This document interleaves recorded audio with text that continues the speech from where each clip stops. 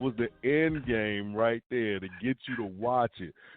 And you watched it, and you complain, and then you go on social media and you complain. But guess what? Your ass still watched it. So who wins in that situation? Yeah, there's no doubt that the commercial people, they definitely win in the end, and that's what it's all about, is them trying to win and things of that nature.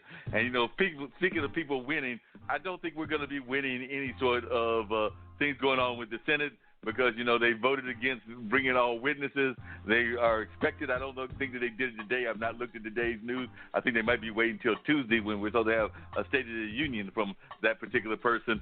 And then I'm thinking Wednesday they'll just vote to acquit him and everything of that nature. But they did say no witnesses, which kind of like hinders whatever kind of case you're trying to present because you can't bring any new witnesses out there, including a witness that put a book out there that actually put you in even more negative light. But you're not going to let us bring that witness on to the stage and talk about y'all and everything. So that kind of like pretty much put a nail in the coffin of that particular trial going anywhere but south. So that's what we expected, and that's what we got. So I was getting ready to say, for those who are mad about this, something you must have forgotten. When have your boys ever let you down? You know what I'm saying? Your boys are gonna look out for you and make sure that you're all right, no matter what the situation is, and that's what they did for their boy. So, when some people had this super optimistic view, like, yeah, they're going to allow witnesses, now that's just the formality part to shut your ass up. So now when you like, yeah, they're going to have the hearing, no, they had already decided before they did it that they weren't going to do it because you've never seen a thief call another thief a thief. So, you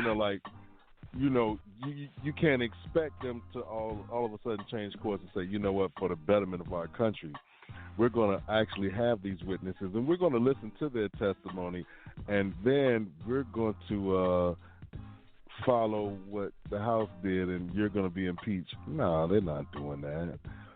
They should have known that before they started all this madness. But people don't think. They live off of emotion. So the House, we impeached them. The Senate's like, so what? If we don't impeach them, nothing happens. So it's in theory, so you could just stay over there. And that's what you have. You have this little game of back and forth. It was already an article that said if Joe Biden were to become the president of the United States, they're already plotting on how can they impeach him. It's a simple game of tit for tat. And we, the American people, get stuck in the middle of all of the silliness, and some people listen to all of it and internalize it. Others take it, and then we figure out how we're going to move in a different way because these people are fucking crazy. Excuse my language, but they all do what they want to do, and then that's when it's time. They don't have a use for you at all until it's election time. And then they show up at your churches and they smile and they tell you all these good things that they're going to do for you. And then they get some of our votes. And then they go back to the status quo because, dummy, you put me back in office to do what I want to do. And apparently that's the new strategy of Michael Bloomberg. I was talking to somebody, I forgot who, it might have been one of my coworkers or somebody, but they were saying that they had heard through the grapevine that Michael Bloomberg is actually going out there.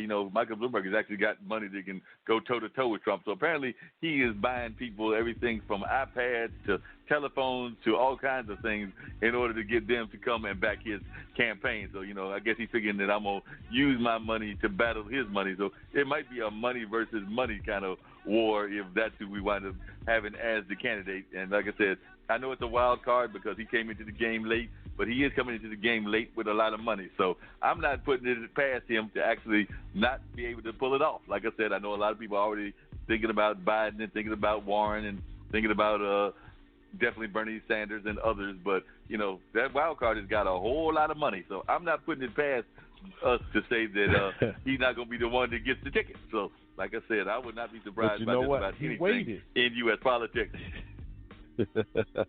He was smart, too. He waited. Some people jumped in the front. Hey, I want to be the president. and they had the dream with no plan, so the wish just kind of dried up. They got out of the way, so now he's like, all right, I can actually come in here and see what happens. They're still talking about Bernie Sanders being the reason that the party's gonna blow up again like it did last time with infighting and all of that stuff. So I don't know if he's been planted in there. I don't know, man. It's like this dude is he's just in the way. He has these good ideas, but he wouldn't listen to his staff last go around, and that's why he wasn't nominated. He had individuals who were telling him, this is where you need to go. These are the people you need to talk to. And he was like, nah, we already got them votes. We're good. And the bottom fell out. So, how many times are you going to get in the way, man? Like, move, dude. Get out the way. Just put your ideas up in Congress, and because you being in the front is not going to work. Apparently, there's some candidates that are not working. We're getting ready to go into the Iowa caucus. We're going to find out who's going to be the leader and who's going to be the one going up against the Trump one. But, we'll figure all of that out. Apparently, they're going to also have a big debate among the Democrats in Vegas. Talked to a friend of mine that lived out that way, and they were basically like, nah, costs too much, not going over there, not going to watch the madness. I don't think that they're all that happy with the candidates as they are. So they're basically like not going to go check out the debate. And I'll just wait to see who the candidate is, and hopefully we'll get them to back whoever that candidate is, because anything's got to be better than what we got in office right now, because we got a complete nut in office right now that tells all kinds of conversations about nutty things and just does not act right in the least bit. But, he would probably say that we're the nutty ones and that we should all fall in line with him. But you're not going to believe this. Go ahead. That'll be a no for me. I'm just saying that'll be a no for me. Like, I'm not following you, dude. I don't care what you do. But I won't be following you because I don't have any faith in you. You know what I mean? He's got no faith in him whatsoever, so you like, I'm going to leave you alone. Whatever you got in your back pocket you want to do, I'm not having it. I don't want any part of it or anything of that nature. But you would be shocked at who is raising the bar on leadership in climate action. I was reading this article yesterday, and it was that actually Microsoft is raising the bar on leadership in climate action. It says Microsoft is demonstrating strong leadership with its bold new climate pledge. The software giant promised to become carbon negative by 2030, reducing more carbon than it emits. By 2050, it plans to eliminate as much carbon as it emitted since its founding in 1975. In the nearer term, Microsoft will invest $1 billion over 4 years to accelerate development of technologies to remove, capture, and reduce carbon. This broadens its socially responsible investing program that's providing $750 million for affordable housing. Microsoft also is placing carbon requirements on suppliers and promising annual progress reports. So it's a hat trick of sustainable leadership, Environmental Defense Fund Managing Director Elizabeth Sturkin told the BBC. But to really shift the needle on climate change, we need 1,000 other companies to follow suit and turn rhetoric into action. So in other words, they're basically saying, we appreciate your one company, Microsoft, but we need a whole bunch of y'all, Microsoft, to come on board if we're going to make this thing work in any kind of real way and not just give it some sort of talk and everything. So they're definitely admitting that they are among those that are making commitment. And there are some other companies. They said that other major employees are making strong commitments. Starbucks last week announced an array of responses, including a preliminary goal of cutting emissions from operations and the supply chain in half by 2030. Starbucks will also invest in more eco-friendly stores and operations and in supply chain improvements like reforestation and water replenishment. And still, Mother Earth will be the final judge of how much benefit comes from companies' pledges and carbon offset technology. So, like I said, there are some companies that are trying to do some things, and hopefully these efforts that some of these companies are making will come to fruition and help us have a better kind of environment than what we've got right now. Because we all know the environment right now has got all kinds of crazy things going on. Some things that we don't mind, like we talked about some of the improvements in the temperature in the winter. But then, we've also got crazy storms that come out in the middle of nowhere, and nobody can explain why they're happening. So we'll take some of the craziness to go with, but we definitely need companies to step up as well. We don't need to just have the craziness of just better weather in the winter. We need to have some actual conversations also. That's true. And a lot of times that's what we don't have. Decisions are sometimes made based on what a few would like to see without any input from the many, and then it just comes up backwards. So maybe if we start to have some discussions, we can get somewhere, because then more people will be understood, and we can work towards some type of positive change, you know? Yeah, and that's what we got to do. We got to have that positive change and things of that nature, because there's definitely some things that are going on that we know can be improved on, and we're not doing a good enough job of making those improvements happening. So we've definitely got to find a way to have these positive changes going on in a regular basis. Yeah, because if we don't, we're just going to have more of the same, more headache, more frustration, and just always ending up maybe on the wrong side of right. And that's the last thing we want to do, is end up on the wrong side of right. That's the worst thing that have happened, is the wrong side of right. We need to have more positive developments and not the wrong side of right, because that's the last place you want to end up at.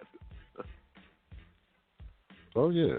And it weakens any arguments, because then once people start to get frustrated, they stop listening, and they'll still point out what is wrong, but then they'll feel like they can't do anything to try to make it right. So it's almost like, I can point out what's going on.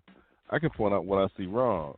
Well, how would you like to fix it? Well, that's pointless, because you're not going to listen to me.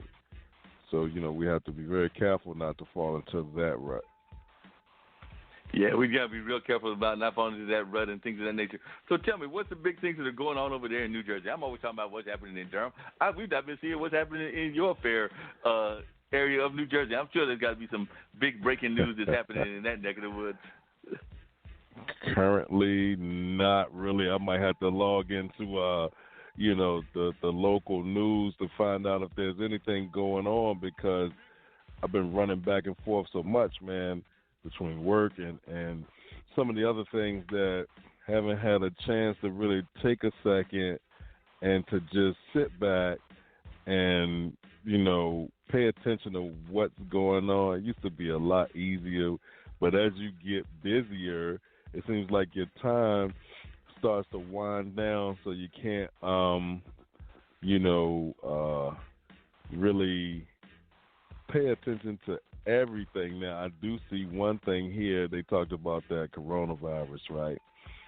And which is actually listed on the back of like Lysol cans and stuff like that. So the coronavirus really isn't anything new.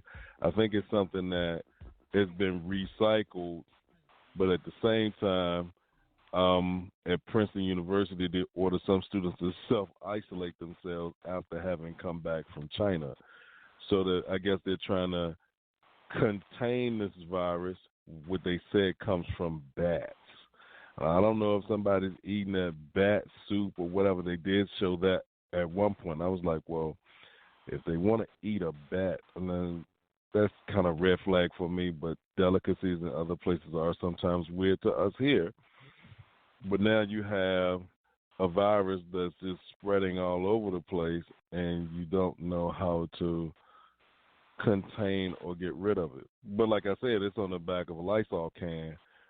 So I guess we might need to start spraying folks down and get them, disease free. It's definitely become a concern of more and more people, because I've noticed that even if you have a simple cold or, the flu, and definitely we're in that kind of season of this year and everything, that's where people are starting to think that, hey, that might be that virus going on. So, people are concerned about it, even when they may not necessarily be having the actual symptoms. But because it is a national concern, I think they might have even be, I'm not sure if they've got it on the epidemic level yet or not, but definitely it's on the concern level, and people are being restricted from going to places. I mean, I think that they've even put a restriction on some people traveling to China for like at least a month. Even some people are even thinking that restriction could last even longer because they want to try to contain the virus and make sure that it's not spread even more than it has been spread so far. So I do know they've